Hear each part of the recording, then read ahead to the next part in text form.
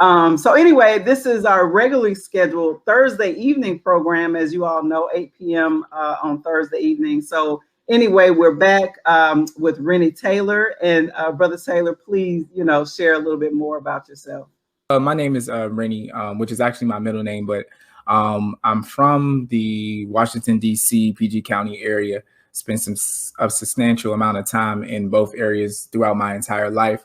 But yeah, that's pretty much, who I am. I'm a sociology and philosophy student.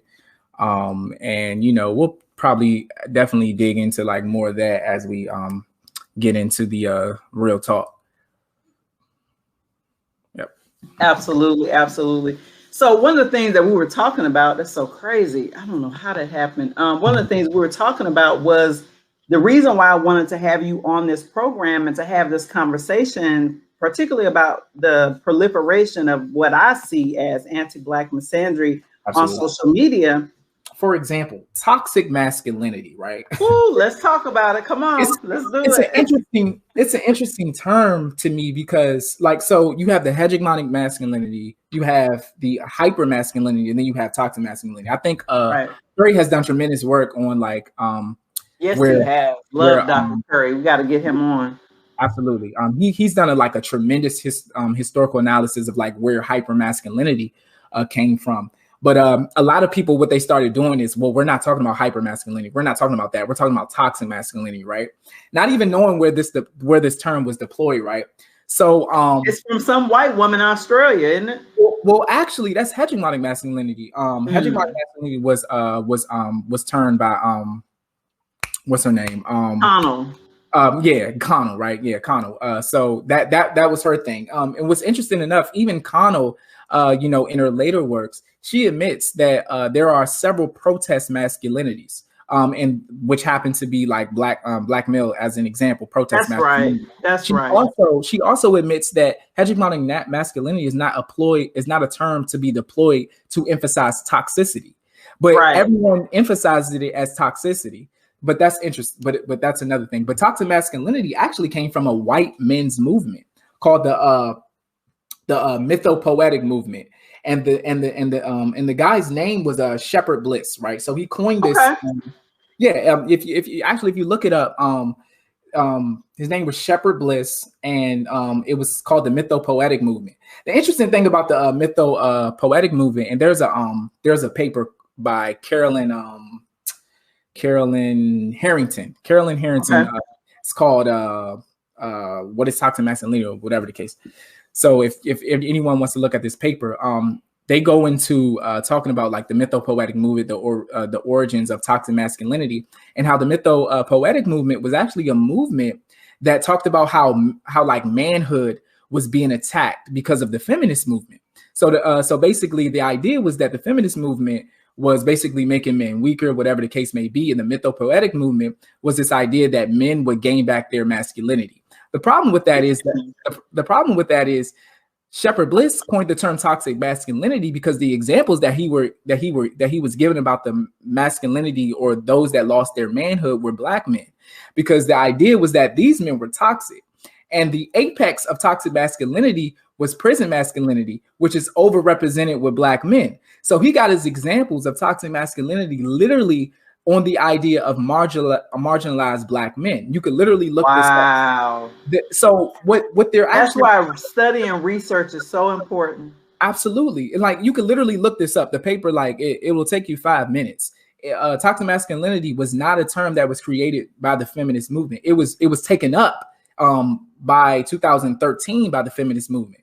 People think it's a coincidence that all of these terms happen to come from racist ass social science or racist ass movements, like hypermasculinity. Like Curry has already went through this. Like hypermasculinity was the idea that black males were not actually hyper but feminine. Like the idea that because black homes were matriarchal, that the son black men weren't men at all. Right, exactly. That the son tried to mimic the mother, but because his male body couldn't perform those things in the world, he started to reject everything that was feminine and thus became hypermasculine. These are very racist ass theories that's been deployed on black men for decades. yet we continue to do it. And it's no coincidence. Like, you're not going to tell me these university scholars don't know the history of this. That's Like, they're deploying these terms because they can, because they already believe it, and because it's profitable. It's very much profitable. That's the thing. Ooh, let's talk about that. So like, ooh, and in my professional life, I work in the nonprofit world, right? So like the professional, like organizing and activism space. I work on the education side. So thankfully the nonprofit that I'm with now doesn't like do any of this crap that we're talking about. However, I have to share that I was a part of a liberal nonprofit at one time. And during the hiring process for that job, there were white women who pushed back on hiring me because they said I had a strong perspective on Black men. They literally said that to other Black women. Now, thankfully, here it is. Now, thankfully, these were old school Black women and also Southern Black women who were on the hiring committee and said, excuse me? Right. So do we. Right. And that's racist. And we're calling you on it. And so anyway, long story short, I ended up getting the job, but I never forgot that liberal white women who had been to universities like Brown, been to universities like some of the New York universities. I can't in New York City. Yeah. Right. Yeah. And I was shocked. I could not believe they actually said that and thought they could get away with it. Can you imagine how many Black women like me who don't identify as feminists, right? Who don't identify with that whole ethos? Can you imagine how many Black men and Black women aren't even getting jobs in the nonprofit industrial complex because of their politics? Oh, absolutely. You cannot, especially as it pertains to like these organizing spaces.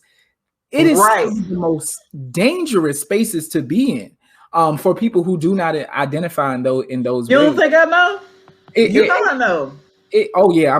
I'm hip because I mean you shared some of your stories, and it's interesting because if you ask a person, the idea for people when you say, like, for example, like I'm not going to get that much, people aren't going to like me straight off the bat because I will have critiques of feminism and I'll straight up tell you like I'm not a feminist. But people will use that and say, well, you hate women. You hate women, right?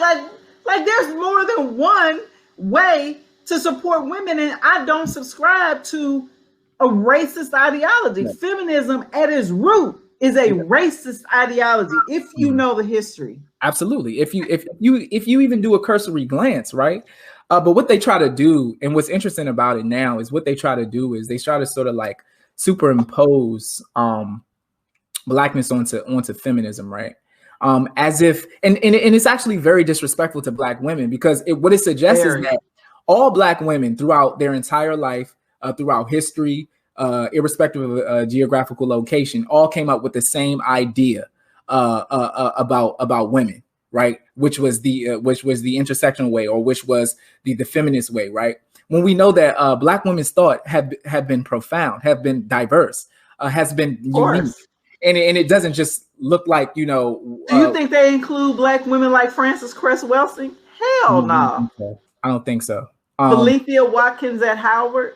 Yeah, I followed Valencia Watkins' work, a lot. I remember posting her one time and someone was just like, who's this, right? Don't even know who Valencia Watkins is, right? It's just like, oh my gosh, who's this? Because of what she was saying. And the idea was just because she was critiquing feminism, right? And once you suggest that, you're not necessarily a feminist, right, you'll get a tremendous pushback, but they'll really never ask you, what are your ideas on the actual issues, right? But a lot of it is a conflation. Like even cohort feminists don't necessarily like agree on a lot. And what's interesting is true. Yeah, and what's interesting is like when you get to like some of the terminology, right? So like, for example, like if we talk about standpoint epistemology, right, within the feminist framework, right? So like as I articulated, standpoint epistemology makes three claims, right? So like It claims that knowledge is socially situated. It talks about how marginalized groups are socially situated. That makes it possible for them to basically know things, have a knowledge of things that non-marginalized people do not. And the third is basically research. Basically, if marginalized people are socially situated in ways that they can know the world that non-marginalized people don't, we should research that, and we should we should basically give monies and opportunities and resources to those approaches that uplift those type of forms of knowledges. What's interesting though is people take the standpoint epistemology frame to make it seem like, to make it suggest that it means that my knowledge of the world, or the knowledge of the world of, you know, the feminists, their standpoint is above all other standpoints. Because if one person has a standpoint, that means that everyone else has a standpoint, meaning that your social locations, your class, your gender, your race creates a unique way that you can see the world, that you know of the world. But most people use that to say that their standpoint is the most concrete, or their standpoint is the most clear or concise because they're the most marginalized. That's what they take it to say. But if they actually read the goddamn literature, that's not what it says. So for example, Patricia Hill Collins, right? She's like one of the more famous Black feminists, and I actually like her work. Like she's someone that I think is readable, and not just readable, but like she's very concise. She's thorough. I enjoy most of her work. But she talks about you know, she wrote the book Black Feminist Thought, right, in 1990. But I thought it was interesting years ago when I came over, Pash was reading her book, and she was talking about standpoint epistemology, and she said how basically a black woman's standpoint only represents that specific social location, that specific experience, right? She says that, like, although there are attempts to claim that Black women are more oppressed than everyone else, and therefore, you know, have the best standpoint to understand systems or oppression, that's not the case, right? Like she literally says this on like page 270. But what people do is they use these theories. Yeah, what people do is they sort of use these theories to try to superimpose themselves, to use their experiences over yours. And that's not what it's supposed to be like, because she makes this clear. So even on their terminologies, because I read a lot of Black feminist works, right? And, you know, they're all not the same. In particular, with the case of Bill Cosby, like I for sure think that, you know, he was definitely guilty. And, you know, I make no excuses for him. What I hate, what happens though, is that people use that case and then make it about every Black male. All Black men, ain't that some shit? So now every Black man, you know, even the ones who, you know, who are literal, because like, I mean, I had folks in Philly, like, so for years, like this was a thing, like this was a thing, like they knew that like this was a thing that Bill Cosby was doing. But for me is when they take this approach to, we're going to use these examples to castigate and make sure that all Black men are held accountable for it, right? And even and what's interesting is and this is why, you know, I talk about this mimetic theory, because it always suggests that Black men can only uphold the most negative and evil characteristics. Ooh, isn't that right? And it suggests that Black men nothing positive. Not even positive, but not even resistant to it, right? Like we have, like we're only mimetic, like Jefferson in the Notes of Virginia. We're only imitative. We can only exude what the violent social structures teach us, not be resistant to it. Like, for example, Andrea Hudson, right? She writes Hidden Voices of Black Men. She suggests that like studies of Black women emphasize how out of oppression, a unique definition of womanhood was forged, right? So one that's resilient, right? But when it comes to Black men, somehow the oppression only focuses on like the stripping away of manhood, or it talks about Black men as just upholding the logics of white supremacy, right? So they never talk about Black men as a group of resistance, right? So so even when we talk about, for example, let's talk about the Black Power movement, and let's talk about the Black Panthers. Were there sexist and misogynist men in the movement? Absolutely. I mean, you know, we live in a patriarchal society, right? There are going to be sexist and misogynist men. However, how do you take that and define an entire movement by those type of men?